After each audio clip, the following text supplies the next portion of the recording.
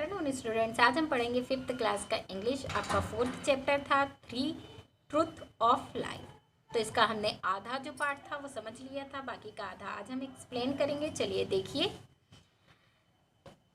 Siddharth began to wander the land with only a beginning bowl he started he raise by talking to wise priestess.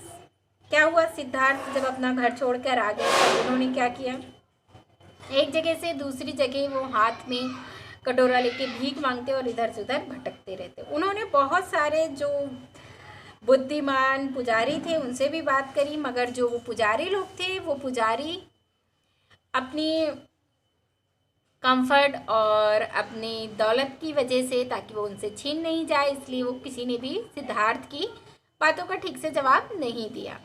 Siddharth ने decide किया कि वो क्या करेंगे, meditation, ध्यान लगाएंगे।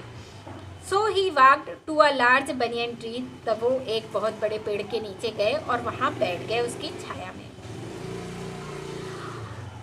And he was lost in thought after many days. और बहुत दिनों तक उन्होंने ध्यान किया। Siddhartha open his eyes is down. वो अपनी आंखें खुलते बंद करते ही न्यूज ही हैड फाउंड हिज आंसर। और उन्हें उनके सवालों का जवाब मिल गया।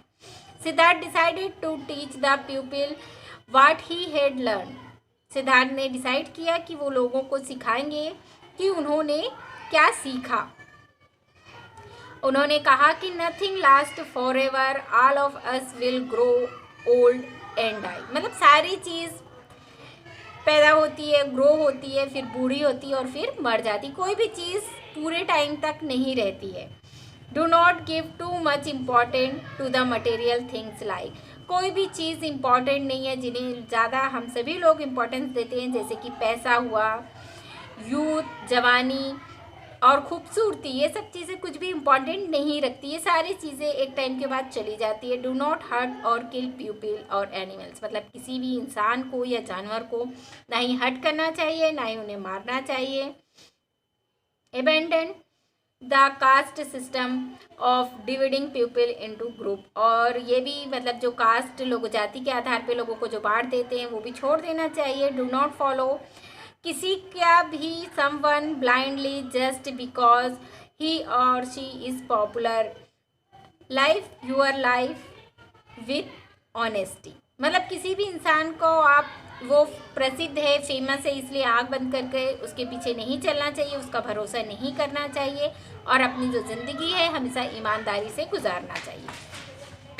From the moment Siddhartha become to be known as the enlightened one और the Buddha meaning one with knowledge. इस तरह सिद्धार्थ को आत्मज्ञान हुआ और बुद्ध की मीनिंग भी उन्हें पता चली। The banyan tree under which he set was called the Bodhi tree. और जिस बनियन ट्री के नीचे उनको ज्ञान प्राप्त हुआ उसका नाम, उसे पुकारा जाने लगा बोधि ट्री के नाम से। द मीनिंग ऑफ इस ट्री का मतलब होता है नॉलेज।